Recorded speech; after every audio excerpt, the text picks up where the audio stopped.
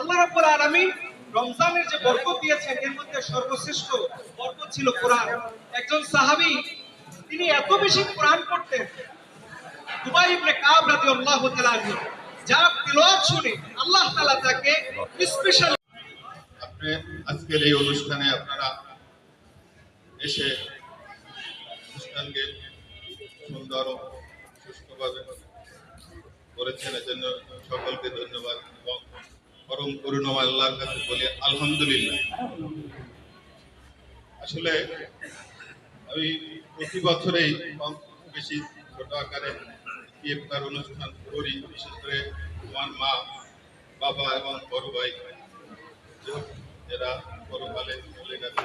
বিদ্যালয়ের সম্মানিত সদস্য এবং বিশেষ করে আজকের এই প্রোগ্রাম তিনি বাস্তবায়ন করেছেন আপনার সবার পরিচিত মুখ, বিশেষ করে উনি আমার খুব পরিচিত কয়েকটা কারণ হচ্ছে বাইতুল আজাদ কমপ্লেক্স জামে মসজিদের উনি সম্মানিত মুহতারাম সভাপতি। আজকে যেহেতু আপনারা সেবক জনাব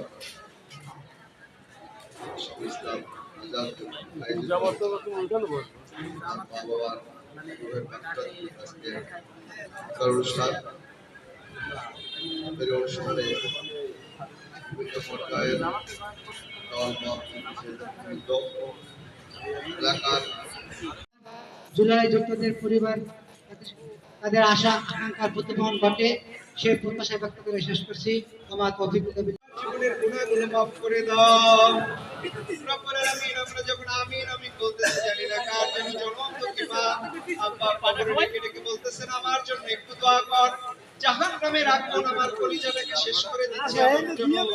আর মায়ের আর্তনাদ, বাবার আর্তনাদ শুরু হয়ে গেছে। অনেকগুলো আমি তো বুঝলাম। Audio Jungle.